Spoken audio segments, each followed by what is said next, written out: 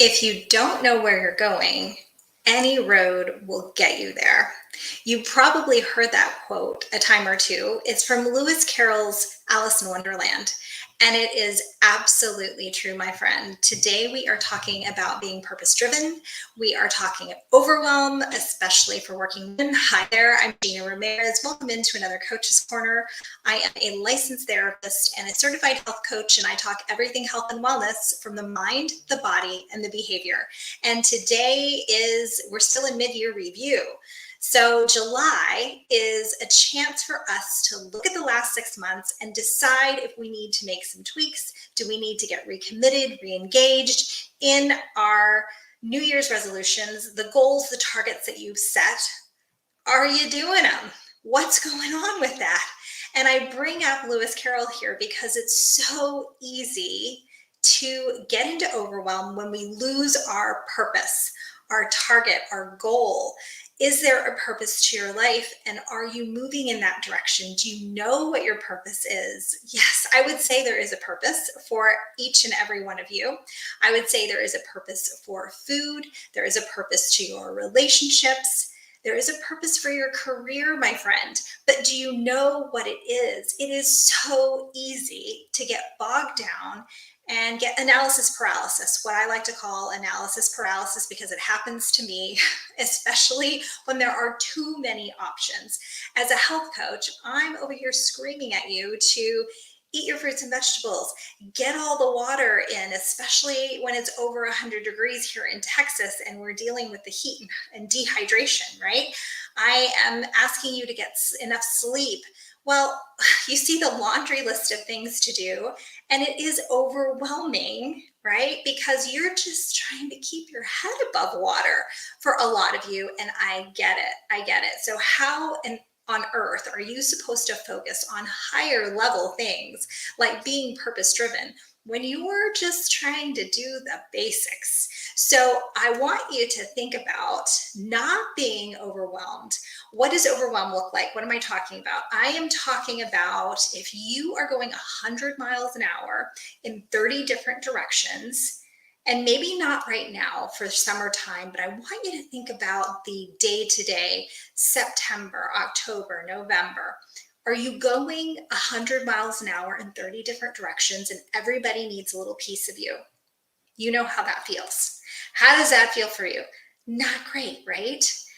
That is operating in overwhelm when you're constantly putting out the fires and everything is a fire that needs to be put out. You're being reactive instead of proactive. That, my friends, is overwhelm. If you were getting home in the evening, just flat out exhausted, hitting the pillow when it's time for bed, and you're just out, like there is no transition between awake and sleep, you're completely out, or that's one end. The other end of the spectrum is that you can't get to sleep because your mind, it's like monkey mind. You're thinking of all the things that you still need to do or the things that need to get done tomorrow.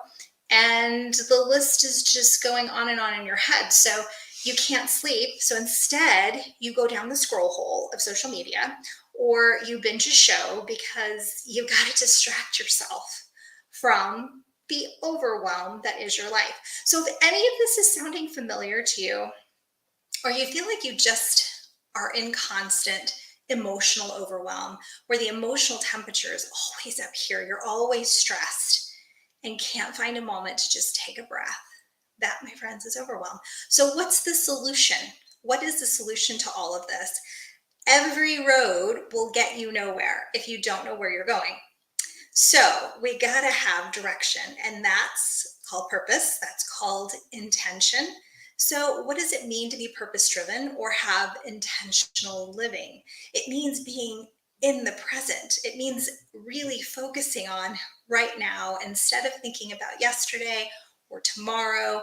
I'm really focused in on right now. It means having a direction, right? So not only am I focusing in on the present, making decisions for the everyday, for the right now, but I'm focusing on intentionality. Like, what is it that's going to get me to my goal? What is the next tiny step that I can be successful at?